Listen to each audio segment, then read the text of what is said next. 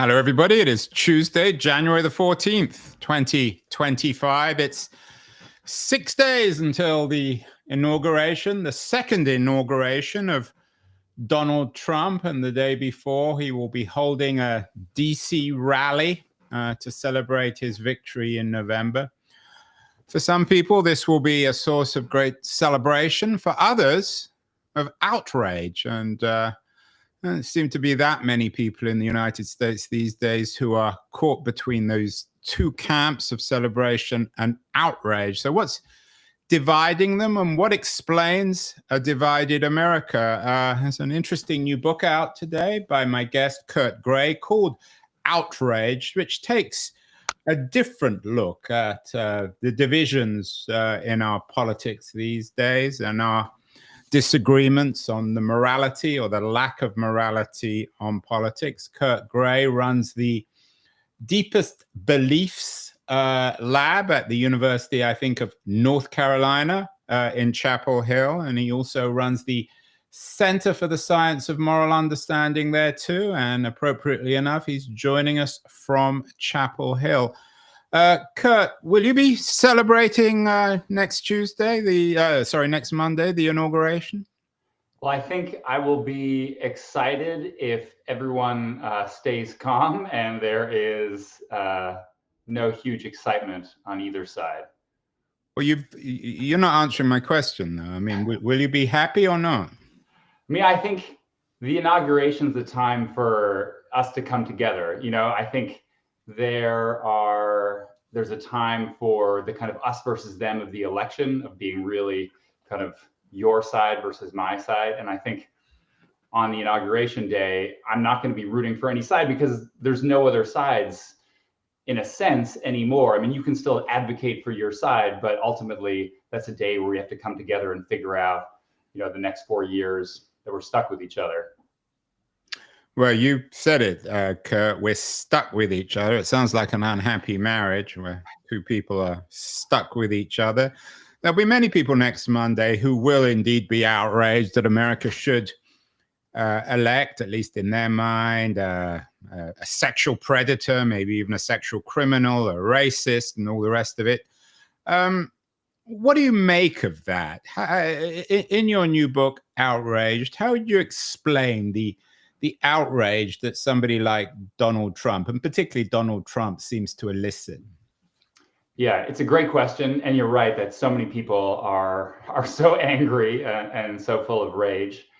I think ultimately what explains it is not what people typically think of. And so when you think of why someone votes for a candidate, if you're on the other side from that candidate, you think that they're terrible people who want to burn America down.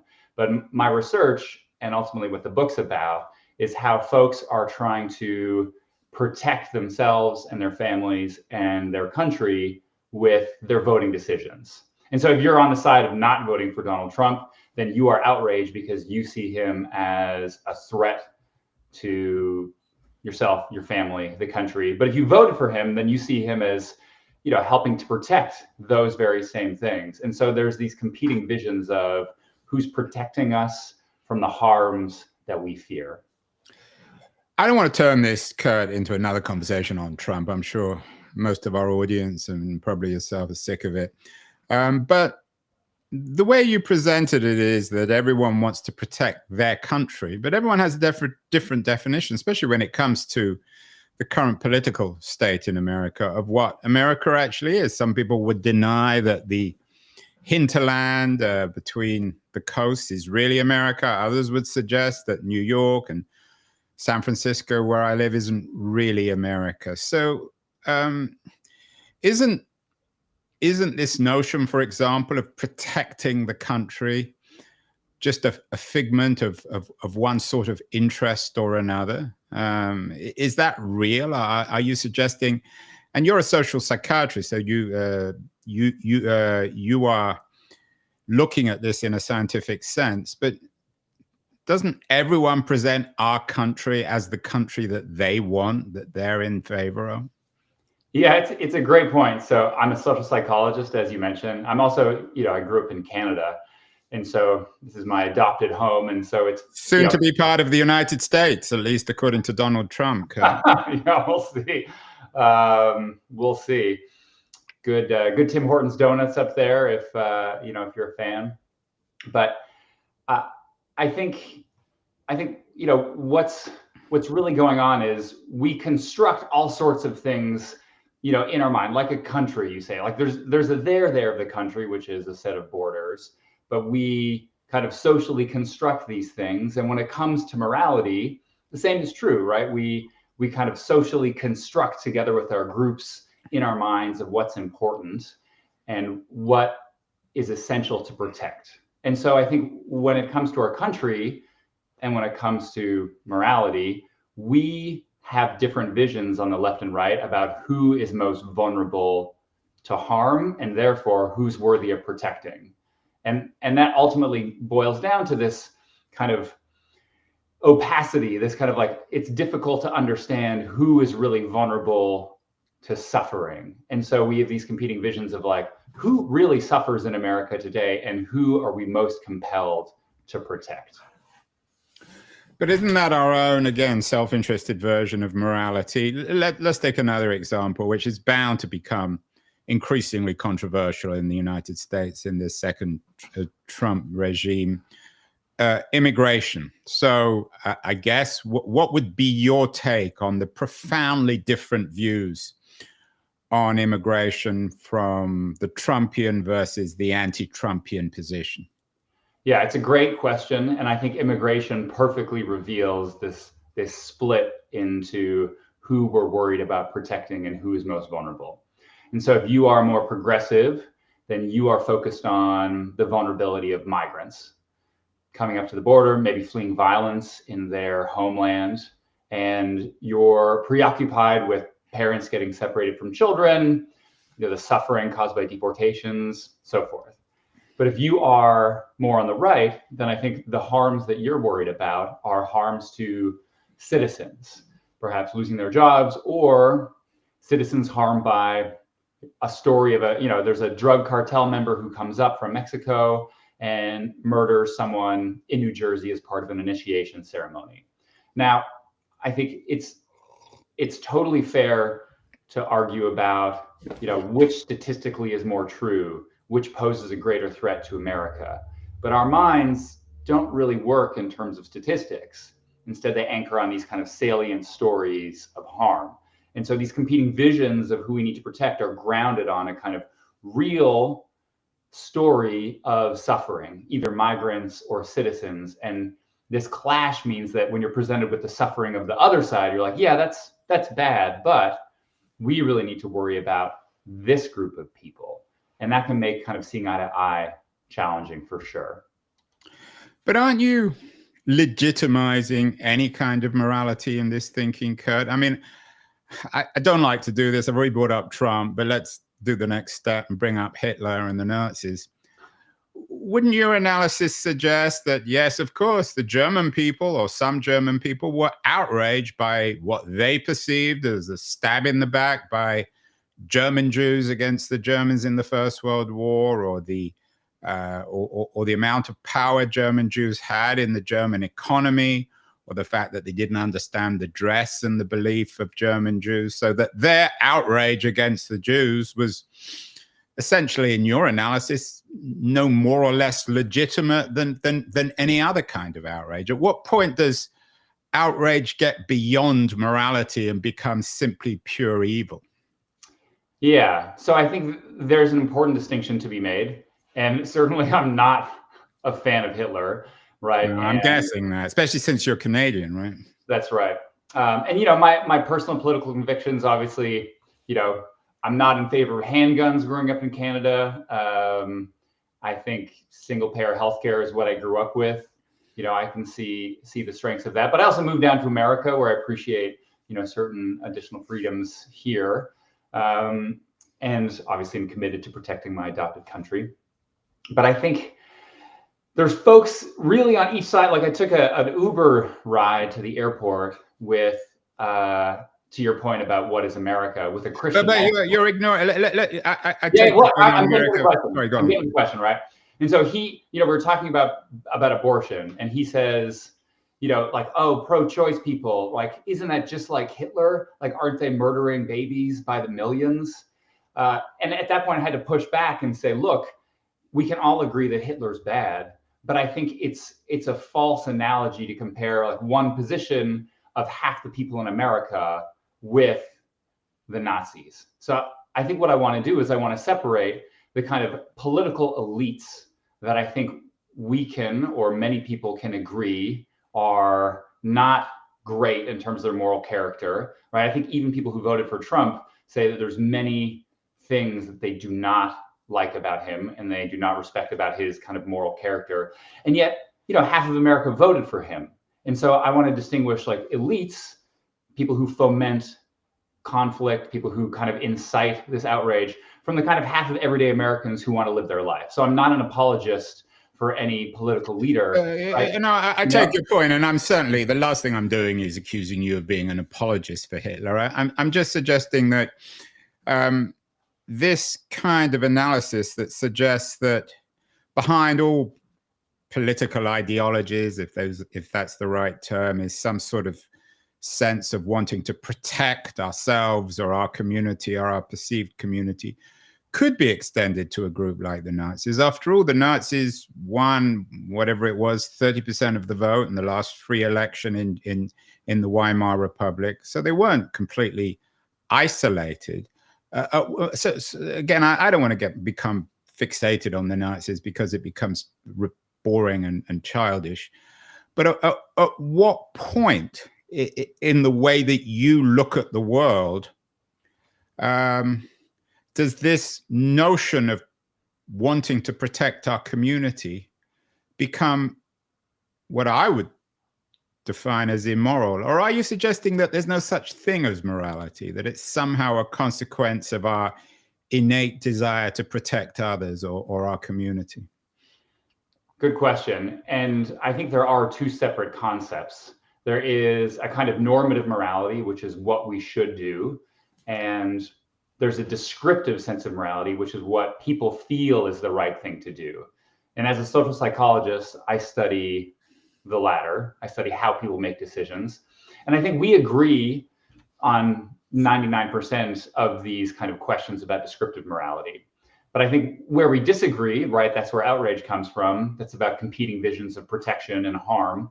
And I think when we need to kind of step in a sense, and kind of stand up for kind of normative morality, is where I think people's assumptions about what harms are actually being caused are wrong. And so I think this connects to things like misinformation, propaganda, right? I think if many people in the country are making decisions and expressing judgments that are not grounded in reality, I think just like Nazi Germany, right, there's lots of propaganda campaigns, then I think we need to kind of stand up stronger. But I think there are many times where there's a legitimate position on both sides of an issue, like taxes, immigration, even abortion, right? They're well-meaning people on both sides. And so I want to make sure that we don't say whoever disagrees with us on a reasonable issue is evil, even if there is a kind of a spectrum where further out, I'm absolutely happy to say that evil is evil. You wrote an interesting op-ed for the New York Times just before Christmas of last year. You say, we've misunderstood human nature for 100 years. I'm always a bit, I mean, I know the authors don't often come up with the titles for their pieces, but do you stick by that? I mean, firstly, how have we historically defined human nature, and why have we misunderstood it? Yeah, it was a fun op-ed to write. It got a lot of comments. I can imagine, yeah. In a very quick fashion. Some from vegans who were saying, great, you finally proved me right. It wasn't a pro-vegan piece, but I can see maybe why they're excited, because the point of the article was that we evolved less as predators than we think and more as prey. And so it's not a either or, but I think in the past, we've considered human beings to be much more predatory, much more aggressive, much less concerned about our vulnerability and the threats in the world than is actually the case. And so the argument I made was that when you look back in the historical record, it's easy to see things kind of recently that support our idea of like humans as hunters, humans as predators. But if you look back kind of, I think, more clear-eyed and way beyond where we typically look, which, cave people with stone-tipped spears. If you look to when we were kind of like more hominids, ancient hominids, there, we're really about protecting ourselves. We're really preyed upon, right? Frequently eaten by big cats, and less of a predator. And I think that's still within us more than we give credit for. Who's responsible then, Kurt, for this definition of human nature? Is it Darwin and his followers? I think in part, I think it's interesting to think about, right? Like, who writes history? Who writes scientific theories? It's scientists who have a certain worldview. And when I think about Darwin, folks like that, right? They were literally apex predators, as humans have been for a very long time, right? So Darwin shot and killed an animal from almost everywhere he visited. He ate some stew from Galapagos turtles, which I think many conservationists would shudder at today. These are folks who hunted animals from horseback, who felt really as apex predators, as hunters. And yet, if you go back further, we were not these kind of predators. And I think in the article and in the book, I kind of place the blame, if you will, on one scientist from about a century ago named Raymond Dart, who discovered a set of bones from millions of years ago, a missing link between kind of apes and humans, although there's like links all the way along. And he argued that this showed evidence of humans butchering each other, suggesting that we were cannibal killers. An uncle would eat a nephew. Turns out it was not the case. Turns out that was an eagle butchering a child. And so what he thought was evidence for cannibalistic killing, us as predators, was in fact evidence that our children were eaten by predators. So I think that's really the kind of thing that set us on the trajectory of Lord of the Flies, of Joseph Conrad, I mentioned in the book. But I think, we're really more like, oh my God, is that thing out there in the wilderness? Is it going to get us? I think if you want to try it yourself, go to a forest at dusk, take off your clothes except your underwear and just stand there as night falls. When you hear sounds, I'm guessing you don't think, oh yeah, it's something I can eat and kill. You think it's something that's going to get me, And so I think we're just more prey than we think. What about when it comes to politics? The debate you're wading into in Outraged is one that's been going on now for 400 or 500 years. Certainly, Thomas Hobbes's Leviathan and his sense of a state of nature and our need for security fits into your argument.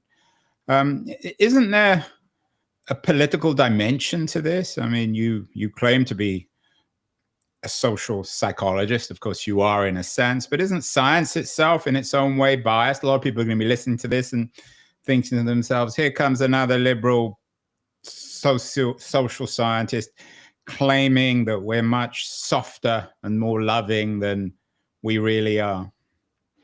Yeah, so it's a great point. And as I was kind of drafting the book, obviously, Rousseau and Hobbes come up, and this competing tension of like, are we good? Are we evil? Are we kind? Are we fierce? And I think this is an orthogonal issue. I'm not saying that we're particularly soft or kind, and it's clear that we are ruthless killers when a situation, presents itself. But I think the driver of that violence, of war, things like this, is more grounded in concerns about harm and concerns about protecting ourselves than I think we often think about. Even kind of long-standing conflicts, intractable wars between nations or families is really grounded in well, you harmed me. I'm the victim here. I'm under existential threat. And so it's justified for me to harm you and do these terrible things to you, and vice versa. And so a lot of these conflicts are more grounded in concerns about threat. So I'm not saying that we're not capable of evil. I'm saying that to understand this idea of feelings of victimhood, of competitive victimhood, that's how we make sense of conflict, not that we're, better than we necessarily think we are. But doesn't power also, Kurt, really matter here? We've done many shows. We did one a couple of weeks ago on the dismal promise of happiness for the Palestinian people in 2025. Clearly, your arguments in Outraged worked for both the Palestinian and the Israeli communities in how they think about themselves and their enemies and morality. But the reality on the ground in Israel is that the Israelis are the ones with the sophisticated weapons and the Palestinians are the ones hurling rocks. So power still matters, doesn't it? Yes. And I think that is the kind of deep, unspoken, but as you've spoken it, the really important kind of tension between describing human nature and how our minds work and connecting that to questions of right and wrong and kind of normative morality, right? There's all our perceptions where we kind of make sense of what's right and wrong to ourselves and our social groups. And then I think there's the fact on the ground, the kind of statistical truth of who actually is being harmed, how many more people on one side or the other are being harmed. But I think, my job, and I think what I try to offer readers is a way to make sense of the other side so that you can understand where they're coming from. But do you think, I take your point, but do you think, for example, I don't know, some 10-year-old or 12-year-old kid in Gaza has just lost his entire family because of an Israeli bomb, are going to be somehow calmed by the fact that that there is a sense of outrage on the Israeli side after the events of October 2023? Does it really make any difference to understand the other side in that sense? And are people able to do that? I think if you look at the people who have best moved past conflict, so Northern Ireland and the Troubles, the genocide in Rwanda, I mean, I think those are cases, especially Rwanda, where there's a clear power imbalance, where there's massive harms done asymmetrically. And the way that those nations, those groups have managed to move past that conflict is by understanding where people are coming from and how they're thinking about it. It doesn't make past actions right, but I think if you're being pragmatic about it, if you're trying to move past it, you're trying to address these things, it's clear that just saying that you're evil, no, you're evil, and doing the best you can to harm the other side is not what's going to get us to move past this conflict. So I think, from a pragmatic perspective, for trying to build coalitions, even in America, right? This side's evil, no, this side's evil, right? I mean, at the end of the day, if we want to achieve some common goals, kind of bend the arc of the universe towards justice, you need to get some people on your side, you need to get some allies. And to do that, I think it's not sufficient to demonize them. You have to try to figure out where people kind of more in the middle are coming from and bring them to your side. And this can help understand how to do that. You quoted Martin Luther King in bending history towards justice, but there are people within the African American community in particular who will suggest that that there's no need for them to understand the position of what seem to be now sort of white neo-segregationists in the South and elsewhere in America, and the sometimes overt racism of Trump and the contemporary Republican Party. Why should, again, they make any attempt to forget history, given the tragic, catastrophic history of African Americans' slavery in the United States? Yeah, so I'm not saying that people who have suffered injustice, right, should necessarily, right, forgive. And certainly not forget. But I do think that if you want to make changes in a democracy, and I think, many folks on the left are saying, look, this is a threat to our democracy. We need to protect our democracy. I mean, this was a vote of a democracy in America, right? Re-electing Trump. And so if we're operating within a democratic system, then we need to find a way to convince people to build coalitions to effect change, whatever the kind of ultimate moral questions are. And I think they're clear to many of us, but you still need to kind of convince folks that it's important to affect change. And so from a pragmatic sense, I think it's useful to understand where people are coming from. But I also want to give an example of Daryl Davis. He is a Black blues musician who has, over the course of his time here on Earth, done an incredible thing, which is befriended over 200 more now KKK members and convinced them to hang up their robes. So here's someone who, was fully within his rights of hating those who hated him, right? Their explicit philosophy was, the destruction or subjugation of him and people who share his race. And yet he kind of reached out and sat down with coffee with them, figured out where they were coming from, ultimately understood, where their perceptions of fear or threat driven from ignorance, that hostility was driven from, a place of ultimately, I think, confusion and fear. He got to that. They hung up their robes based on his friendship. I'm not saying that everyone or many should do that or should feel compelled to do that, but it was effective. And so again, we need to separate the question of, should you have to do that? No. Did it appear to be effective at reducing the number of white supremacists? Yes. And I think that's an important lesson to think about. Kurt, given your way of thinking about the world, or your analysis as a social psychologist, and your sense of us as not just predators, but being hunted as well, does that make you, when it comes to a political wrapping for this definition of human nature, does that make you sympathetic to the framers of the Republic, particularly Madison, who of course famously said we're not angels and that we all pursue our own interests and we form naturally into faction? Does that make your analysis sympathetic to the system of politics in America, the democratic system of balance of powers? Is that the best way to frame our differences in a political sense, so that we're not falling back into a Hobbesian civil war?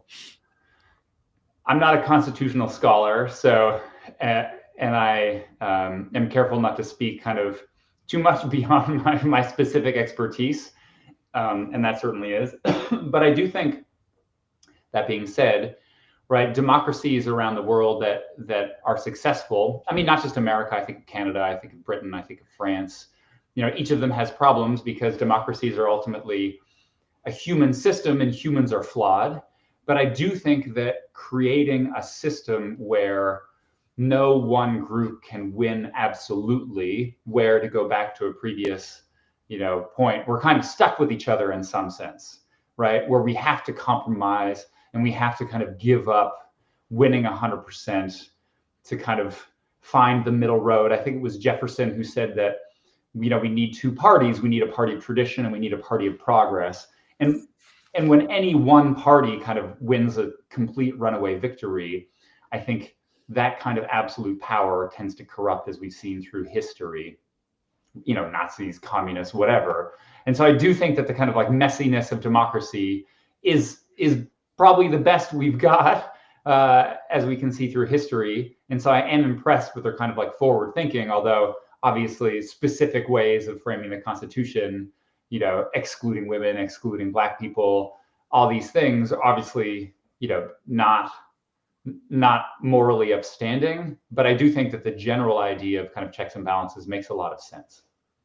Should we look as much inward as outwards? You said we're stuck with each other, but also we're stuck with ourselves. Many of us who are at least half honest in terms of our self-interpretation recognize that we're not perfect. And often we are perhaps outraged by some of the things we do to ourselves. So this, I like your phrase of being stuck with each other, but should we also be thinking of being stuck with ourselves in terms of making ourselves perhaps more sympathetic to others? I think that's exactly right. I think I think this quote's in the book about the mote in your eye.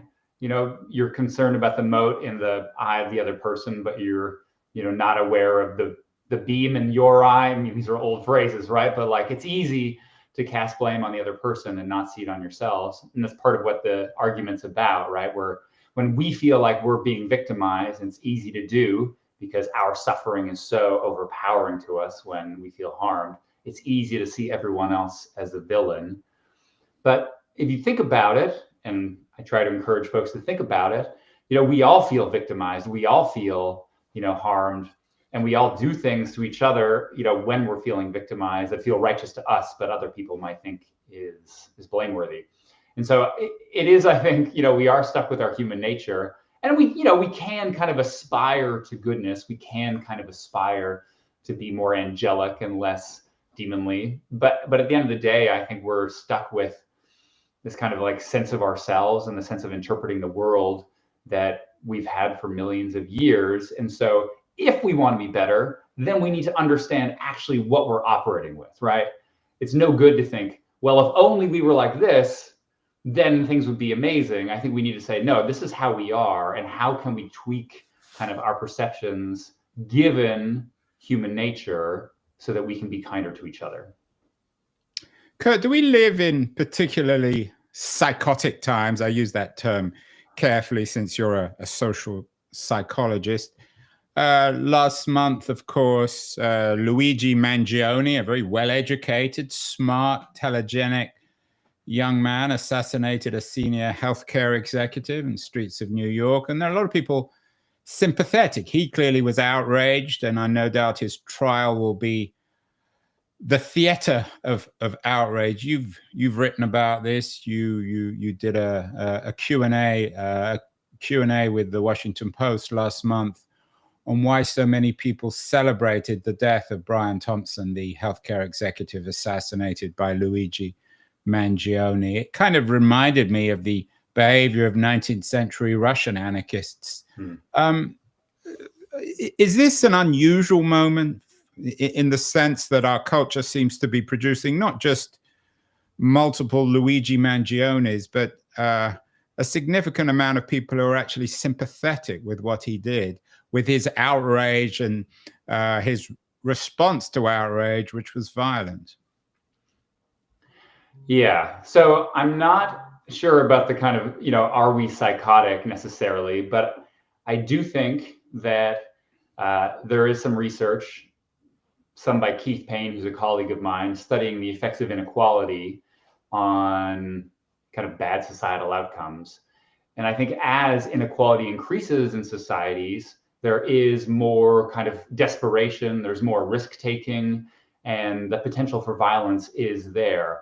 And I think this example, the Brian Thompson assassination, I think was really about this kind of sense of this like growth of kind of this elite class. And then there are, to talk about the kind of like the genesis of communism here. And then there's a sense of there's people who are not being served by the system and they want change. They're not sure how to do it. And so they champion this violence. And of course, it's necessary to say violence is kind of never justifiable in this kind of pluralistic democracy. But you can certainly see from a kind of, perceptual sense from people's own kind of descriptive moral judgments why they celebrate it, right? They feel like they're continually harmed, to go back to harm and vulnerability.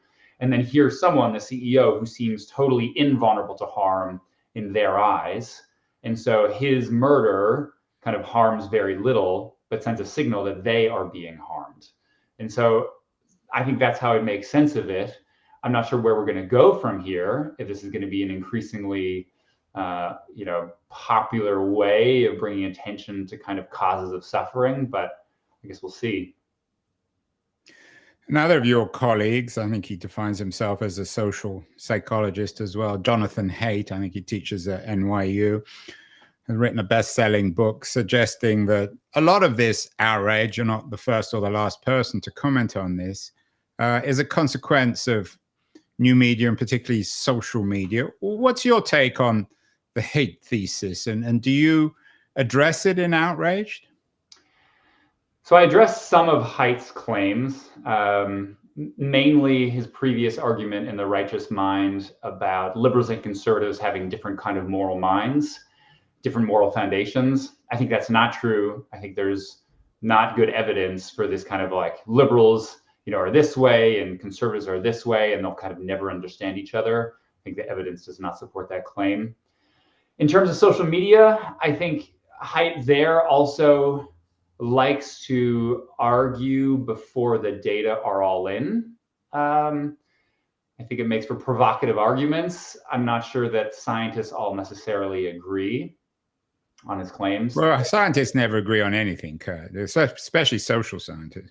Yeah, I think scientists largely agree that Haidt is speaking before all the data are known. But I do think that there are data out there, and I've collected some of this, that shows the specific ways in which social media is really bad for us. And so, this set of studies that I have looks at kind of feelings of moral panics on social media. And basically what social media does is it provides a limitless supply of threats. This is terrible, this is terrible, this is going to hell. And then it pairs those threats with metrics of virality. And we're a social species, we're attuned to what other people are thinking about, and especially what other people are worried about.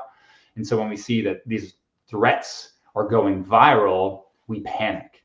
And then the way we try to stop those threats is by getting outraged at them to kind of, combat them in the public sphere. And then that outrage gets folks on the other side more outraged. And then, there's a runaway set of moral panics every day, every hour in social media. And so I think it is true that social media really kind of supercharges our feelings of outrage, and the algorithms themselves kind of promote this kind of outrage-inducing content. So I think there is no argument there. I think the question of social media rewiring kids' brains, I'm not sure that's true, but certainly as a parent with two young kids, I don't want them having a phone either. So I'm sympathetic to kind of many of Haidt's claims, but I think the claims that I'm really worried about and that are really supported by the empirical literature are about this kind of outrage on social media. Yeah, and for some people, perhaps even Haidt, the way to find common ground is to simply, to ban social media for kids, and perhaps to strongly encourage adults not to use it. The subtitle of your book is Why We Fight About Morality and Politics. We've talked about that, Kurt. The second part is how to find common ground. So how do we find common ground in an America where in 6 days, there's no common ground? There's either celebration or anger and mourning. How do we build that common ground? Or maybe the common ground is already built, we just need to find it. It goes back, I think, a little bit to what we kind of mentioned about understanding yourself, I think, is the first way, and understanding the other side. So letting go of some misconceptions, letting go of the misconception that the other side wants to destroy you, the other side hates you.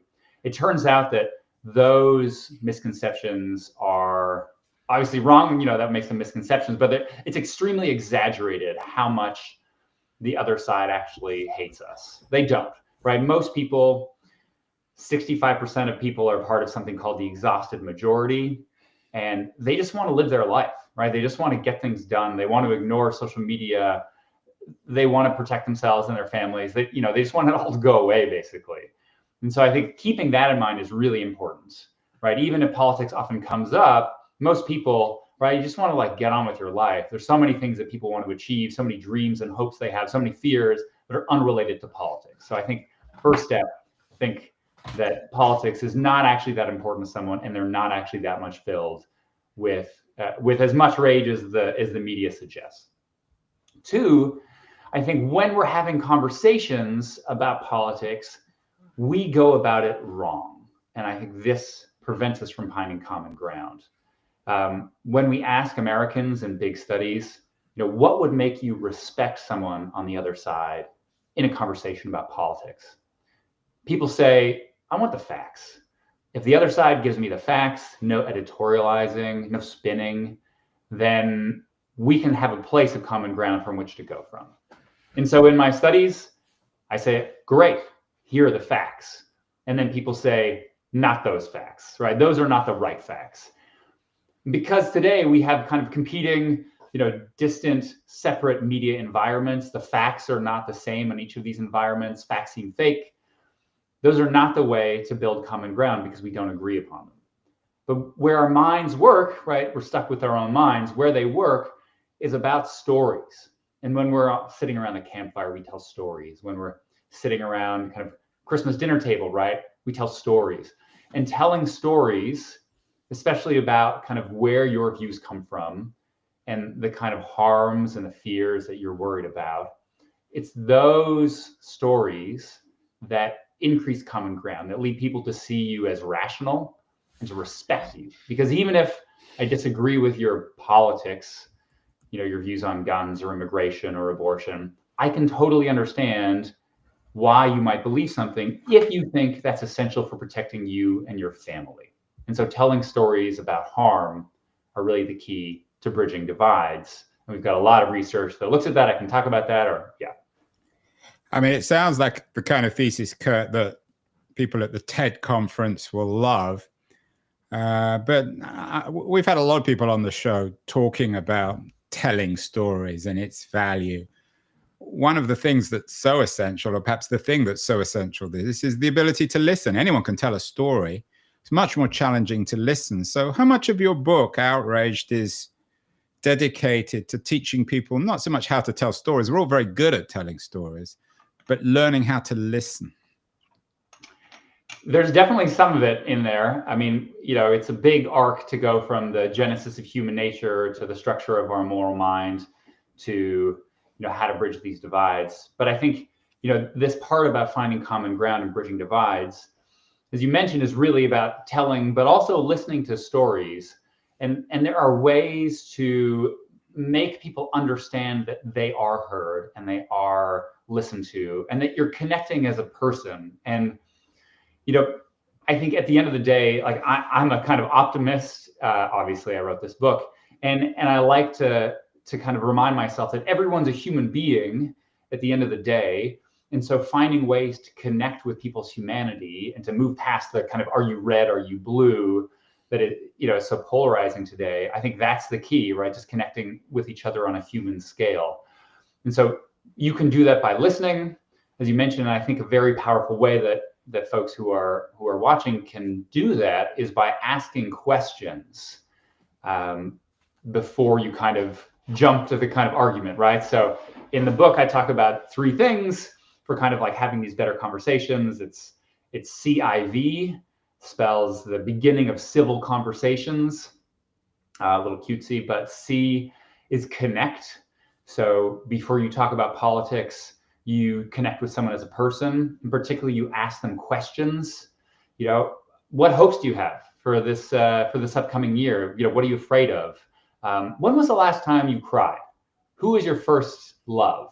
I mean, these questions you think are like crazy to ask a stranger on a train. I mean, anyone who asked me the last time I cried, especially a stranger, I'd smack them in the face. Right, that's what you think, right? That's what you think. But there's a study by Nicholas Eppley at the University of Chicago, and he randomly assigns people to have these kind of powerful conversations on the train into Chicago. And at the end of these conversations, people, you have to work your way up to it. It's open with that.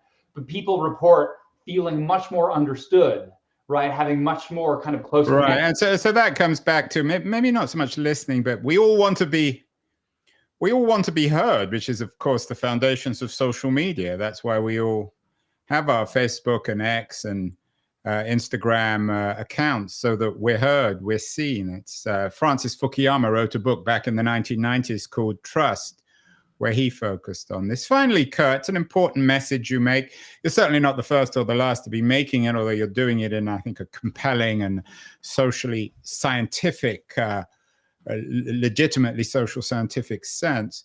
What do you make of, say, the work of somebody like Arlie Hochschild, who's been on this show several times, a personal friend of mine, and in groups like the Braver Angels, who seem to be, I'm sure you're familiar with them, who are designed to, I guess, tell stories across political divides? Are there particular organizations and thinkers who you think are beginning to address the issues that you discuss in Outraged? Certainly. There are many groups, and I have the utmost respect for those folks. I'm in part of a collaborative called the New Pluralists, and they are an organization from the left to the right of funders a big umbrella organization with folks who are kind of committed to making sure America remains pluralistic and full of respectful dialogue. And the Braver Angels are one group who's part of that. They are a fantastic organization. They've really scaled up a lot of these insights that kind of other folks have focused on as well. I work with one organization called Essential Partners. They're in Boston, and they're kind of pioneers in this space, looking at how people across really powerful divides. I think they started after a shooting in an abortion clinic. Violence is nothing new, sadly, in America about politics.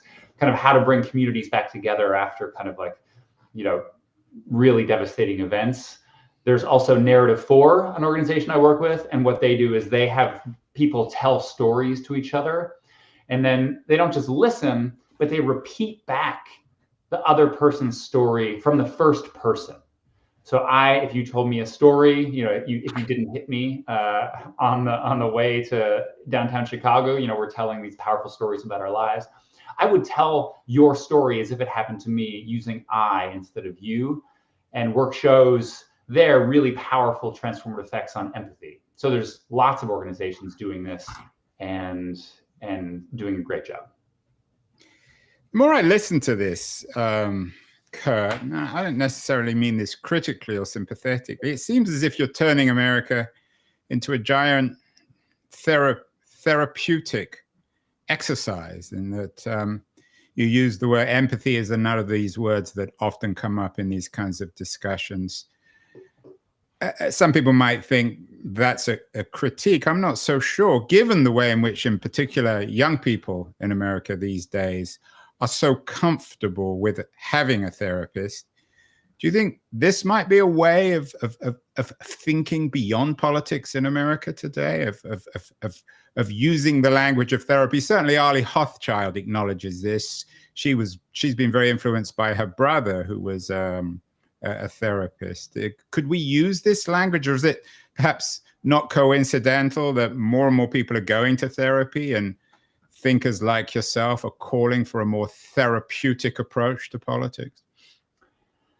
I'm not sure I'm necessarily calling for more kind of therapeutics. I mean, I'm a social psychologist, but not the helping kind.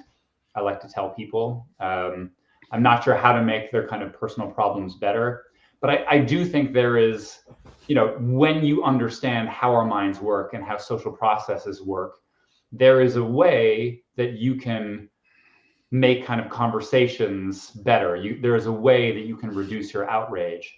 And so what I'm saying is, whether you are kind of into a kind of like more, let's give our therapy approach, or more of I'm going to go out on my own and just kind of think through my problems and do the best I can by myself. No matter what your perspective, I think understanding kind of hardware of your mind, how we evolved and how the human mind works when it comes to bridging divides, it's important. And it's important for effectively kind of lowering the dial in our lives and in our society when it comes to politics and morality. Well, Kurt Gray, the author of Outrage, you've calmed me down. I was ready to kill someone before this conversation. Now I'm much more willing to listen to their story. An important new book and a really important new subject. Many people, particularly I think people outraged by Donald Trump's imminent inauguration, should read the book. It's out today. Congratulations, Kurt. And I hope you have a wonderfully peaceful and happy 2025 in America today. Thank you so much. Thank you so much.